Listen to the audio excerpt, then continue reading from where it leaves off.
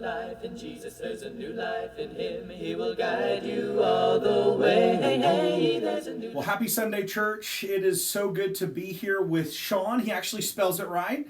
Sean Tyler. We're calling this Sean Squared. We're here in the office at Missions Link is what it's called. And Sean has been a missionary in Africa for over 3 decades.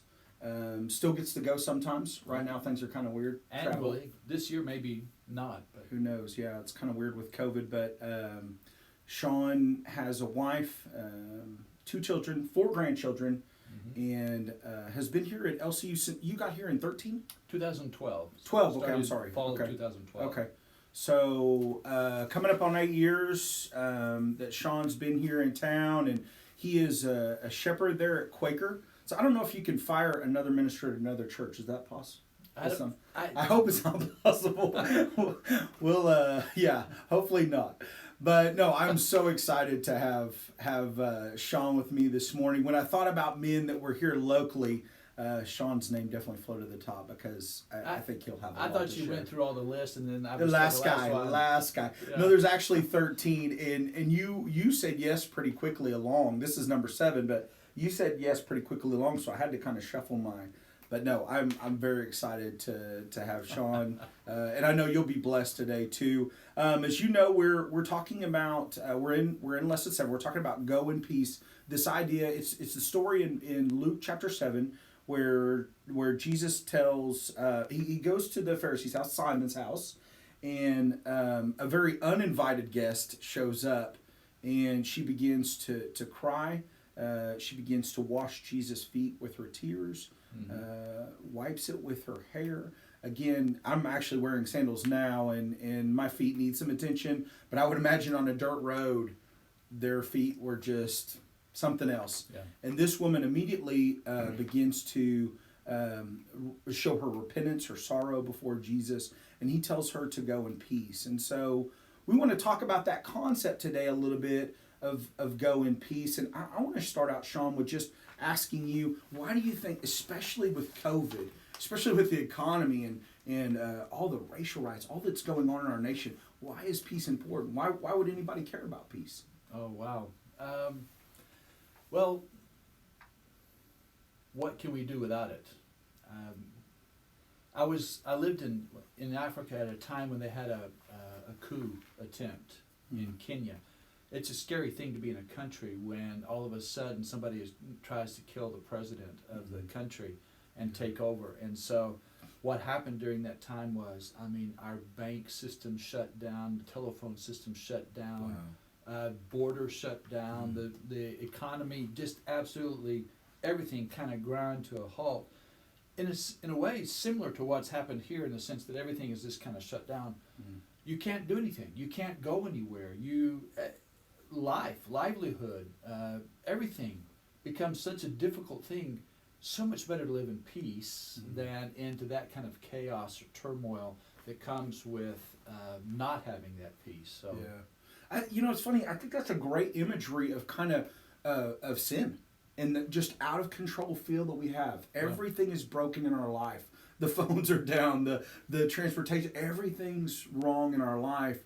But Jesus tells this woman to go in peace because her sins have been forgiven. And I think that's something that clearly a lot of people in our world have not experienced. And I think that's part of the unrest. Yeah, and I'm sure if you see what's going on right now, what's happening in the United States is all of this rioting, this violence and stuff, would really suggest that those people don't have peace in their heart.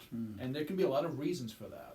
As far as racial inequality or whatever you want to call it, there is pent up frustration and anger that's there, and not hearts of peace. Yeah, that's good. Yeah, I think there's a lack of control. There's a fear. There's so many things motivating. Yeah. What's going on here, and not to mention that we also have people. I call them kijikos in Africa, a spoon, because we have people that are also stirring the pot. In the United States. Yeah. So those kind of people keep people's hearts and minds and everything stirred up as well. We don't have people who are peacemakers Right. in the forefront. Yeah, that's good. Yeah, I was thinking there in Matthew 5 where Jesus says, blessed are the peacemakers. And I'm going blank on, because my favorite's Matthew 5:8, blessed are pure in heart, they'll see God. I think peacemaker, what was the promise with the peacemaker? I'm going to have to look that up. Yeah. I set myself Catch up. me. No, but in Matthew 5, he talks about being a peacemaker, and obviously that's Jesus. Jesus is the ultimate peacemaker between us and God. And again, as you consider one of these go statements of Jesus, this idea of go in peace, this woman had deep sorrow. She had deep repentance. Was quickly judged by all those in the room. Simon literally, I guess in his thoughts, he said, if this man were, if he really knew who she was, if he knew the kind of woman she was, and yet Jesus didn't care about her past. Jesus saw a woman that had come in deep sorrow, deep repentance. You know, what's interesting about this whole thing with Simon, you have to ask yourself, if I had a dinner at my house and you came over, what's the likelihood of somebody just coming in off the street and sitting down anywhere close to the table with us? I mean, it would be impossible. Yeah. The fact is that you're seeing a cultural thing happening here that was more common in those days and very common in Africa in the sense of it's more of a collectivistic society, a communal society. So that means that any neighbor at any time may come over to your house, and a lot of times the doors are open, and so people will just walk in. Or you're having a meeting and somebody will walk in. I can't tell you the number of times I was standing up and preaching, and a drunk would come in and sit in the back and then start causing a problem. And the patience of the people dealing with somebody like that is interesting. Simon, here he is giving a banquet. Luke loves banquets. Luke's always having people sitting around tables. And all of a sudden, this unwanted person comes in and sits down. And the interesting thing is Simon doesn't say, how did she get in here? Why is she in here? Yeah. See, he doesn't even deal with that. Yeah. It's a much more open concept. I have a Bible here I wanted to show you. It's called an African Study Bible. Oh, very cool. And one of the interesting things about this passage brings out this very point. It says, a sinful woman was so desperate to find forgiveness that she dared to enter a Pharisee's house. She was uninvited, unworthy, and unwelcome. But in yet humility she threw herself at the feet of Jesus. Most commentaries that I have here that come from a Western society don't even mention how in the world did this woman get in the door. Africans know, they understand the concept of having sometimes uncomfortable guests show up in your house, in your living room, while you're sitting there and eating. Yeah, that's a great observation. I know in West Texas you probably get shot if you walk in somebody's door. In Texas, that's the door's locked for your safety, right? That's what. But it's okay. So we say that, and then some of the passages say he's a leper. Some of the parallel passages, Matthew, Mark, and Luke say Simon the leper, or it doesn't say leper in Luke. Matthew and Mark says leper. All three of them say Simon. The oddity of that, think about that for a minute. If you talk about a guy who has either been cleansed of the leprosy or is still a leper, the fact that Jesus has come into his house in the first place and is willing to sit with a leper, why in the world is he being, and this shows the hypocrisy or the irony of the story, is that here he is dining with a guy who is a leper, and then he gets upset that this woman comes in and touches Jesus. There's two things. He touches Jesus, and she touches Jesus, and she's a sinner. It's not just the sinner part; it's the fact that she touches him too. Touches him. Yeah, that's good. It's irony. The irony of that. Another level of It's just amazing to think. Don't you get it? You ought to be happy that he's in your house. Yeah. Let me add one more level to that. We're quick to judge Simon. We're quick to say, that dude's a bozo. We do the exact same thing. We're quick to say, why would Israel be so rebellious? Why would they? And then I think about my life, and I'm a lot like that. Yeah, You know, I see that. I wrote down, I thought, I can't tell you the number of times we've had a worship service, Wednesday night or Sunday night or something, and somebody comes in off the street, and they're not dressed very nice. Sure. And they've got a car and it's all full of luggage and people and stuff, and they come in and they don't smell very good, and they sit in the back of the church, and the thing about it is we want to be polite. Sure. Kind of like Simon, Yeah. we want to be polite, but you think like, oh no, what do they want? And then they want to ask for something, and we just like, oh, sometimes we struggle, sometimes we try to figure out a way to get out of it. It's awkward. We do the same thing that Simon did. We do the same thing. Yeah. We don't respond the way Jesus would have responded to those people coming in the door. That's good. Yeah.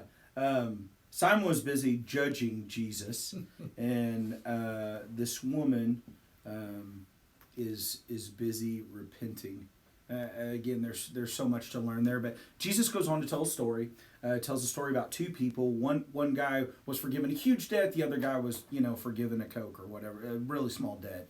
And he asked Simon which would be more grateful. And Simon, of course, like you and I would say, well, the guy that was forgiven a lot, and the guy whose debt was the bigger debt that was pardoned.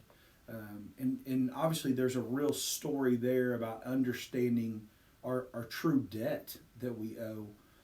What it really did cost to be saved from sin. It wasn't that Jesus was kind of the bonus. It wasn't that we were pretty good and Jesus kind of helped it, or just in case we weren't good enough. There was no hope without Jesus.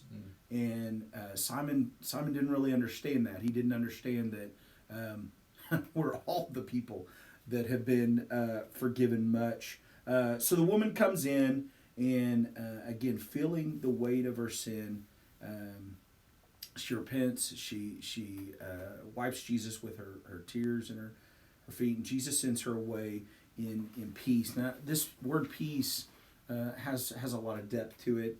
It's a statement of tranquility between God and man, but also between man and man. And so I want to talk about this idea of peace for a little bit, because again, the title is Go in Peace. Yeah. And so what does it mean to go in peace? What does it mean to live out that peace?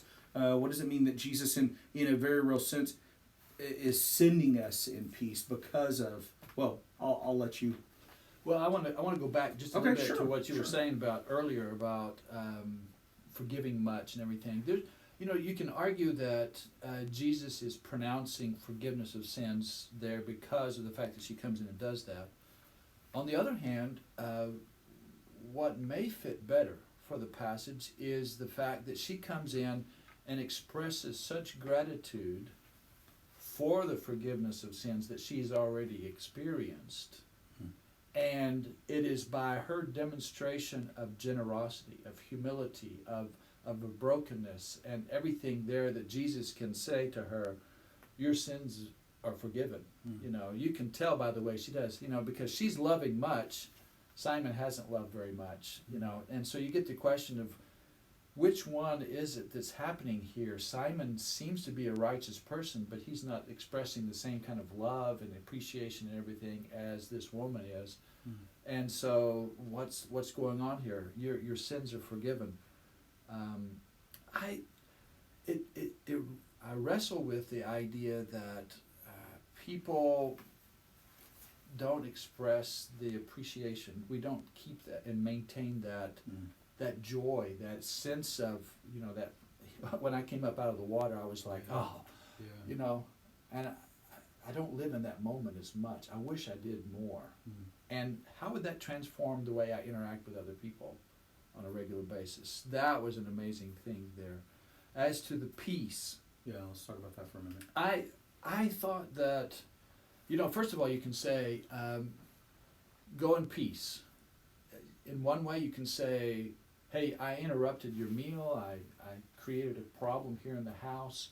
Don't worry, it's not a problem. Don't feel bad about that. So as far as we're good. Yeah, gotcha. We're good. Right.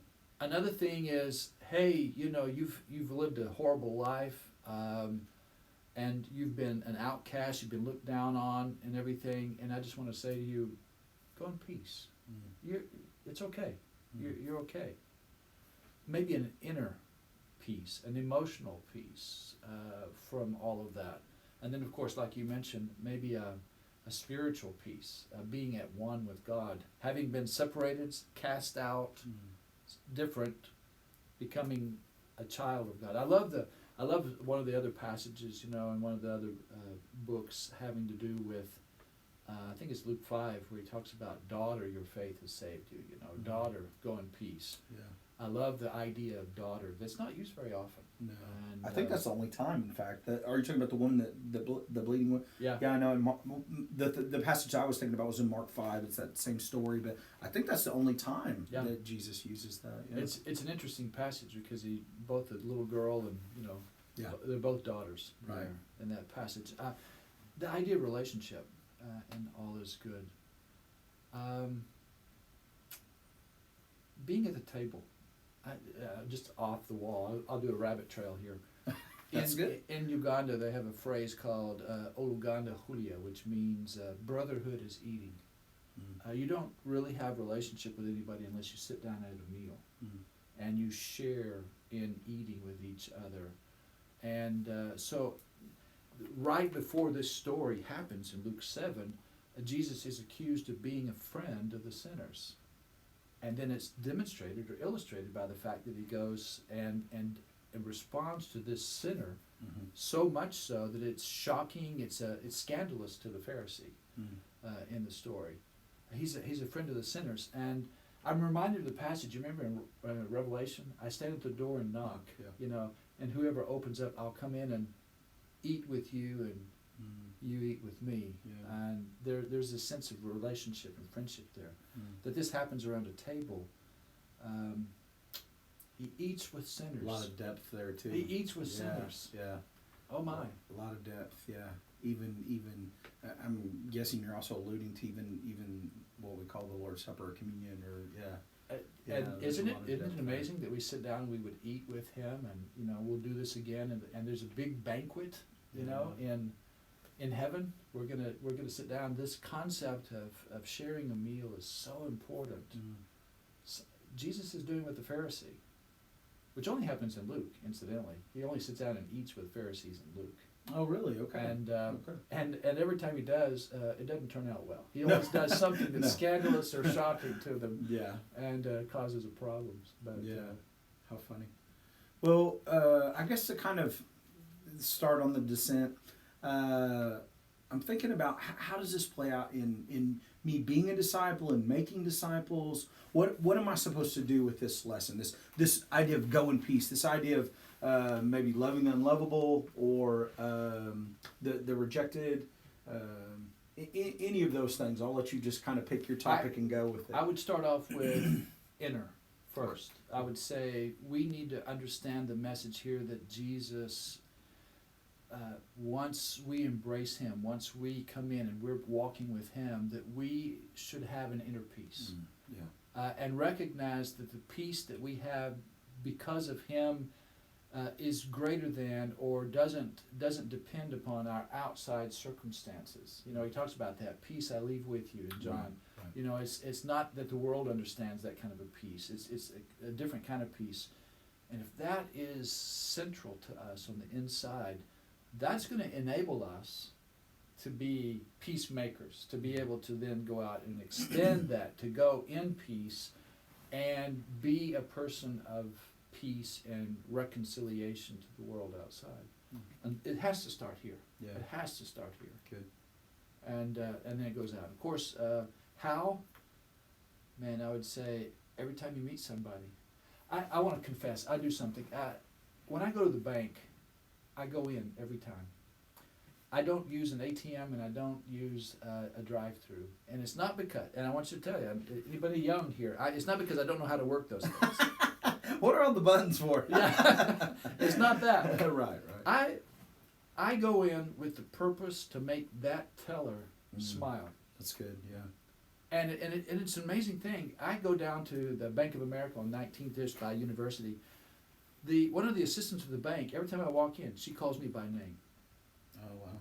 And I know about her, I know about her husband, I know about her That's children. me at Starbucks. Yeah. That's you at Starbucks? Yeah. Well, and that's the point that I would say is if we're going to be people of peace, we need to get to the point where we stand out. We're concerned about. We want to know about. We're interested in other people, and we want to bridge that gap and not be in there and say, "Hey, I've only got 5 minutes. Hurry up and do my business here." Yeah. I go in with the intention of connecting. Mm. One of the other tellers in there, I do the cash in the envelope type thing, Oh yeah, we do that budget too. stuff. Yeah, that's You do good. that? Yeah. And that lady knows about it, and she always asks me, "How you coming along?" I said, "I'm doing great." And she said, "I need to do that." How would they even know unless I've stopped and spent time talking to Yeah. each other? ATM wouldn't have. Yeah. No, Yeah. I mean, I don't need Yeah. I don't need a relationship with an ATM. Right. That's good. That's good. I'm when you were mentioning that, I'm thinking about in Luke 10, just a few chapters later, where Jesus talks about go and find a person of peace. Yeah. Find that person, and so being that person is so important as well. Being that person that just kind of exudes peace. Just kind of. I was reading a book on Marcus Aurelius, 2nd century, Roman emperor. He said to listen intently to the other person and listen so closely that you can be in their mind. And I thought to myself, we don't do that these days. We are too busy wanting to say what we want to say. Yeah. And I think a person of peace was going to be into that other person and understand that person, listen to that other person, so that you can understand and see it from their perspective. That is necessary for a person of peace, to go in peace. Yeah. And until we do that, I sat in on one time. I was in a big meeting where they had a big argument and fight, and so they brought in a professional Like a negotiator. mediator. Okay. Yeah. And the first thing he did was he stood up in the front and said, "Hey, I'm a visitor here. I really don't understand what the situation is. Could somebody please help me to understand?" And he spent 2 hours letting everybody say stuff, and he would write on a whiteboard, "Okay, so what you're saying is," and he would repeat, and if they didn't say it right, then he would adjust it, and he would write everything on the board, and he just drew everything out of everybody to where there was no other complaint. He allowed everybody to express their frustration. He showed them by repeating it back that he heard them, and he had written everything on the board. And he said, "Is there anything else?" It was amazing to watch how he completely deflated the tension in that room because he listened and he heard, he understood what they were doing. I think that's part of going in peace, being able to do that kind of thing. Good. Yeah. This theme of relationship has come up again and again through all this. Skipping the ATM, the drive-through or whatever, to be able to make eye contact with somebody, to be able to talk to somebody, being a good listener, just caring about people, realizing how much we've been forgiven. Man, just such a wealth. This has been a great class. Thank you so much, Sean. I'm so thankful that Sean welcomed me into his office over here and allowed me an hour of his time to be able to talk about this passage in Luke chapter 7. Anything you want to say to Greenlawn? There might be 1 or 2 people that'll watch this. So anything that you would want to say to the church? Hey, I would say come, visit. I would love to visit. I'm always interested in making new friends, building bridges. I think that's one of the things about my personality is I love to find new people, new friends. I want to be able to encourage and at the same time be encouraged by other people. I'm interested in partnering together in being a peacemaker. What can I do to help you? What can you do to help me in this community and in this state about making peace? I love that. Very good. Well, I hope this was a blessing to you. I was blessed by this and encouraged by Sean's words, his depth of knowledge, and even just some practical stories, some things that have happened throughout his life and some of his experience in Africa. So we want to wish you, as Jesus would say, to go in peace. And again, we want to encourage you to share that peace with others. Have a great week. Bye. He can help you love your neighbor if you'll let his light shine through. All your problems will seem little when he lives inside of you. He will help to lift you up when you're really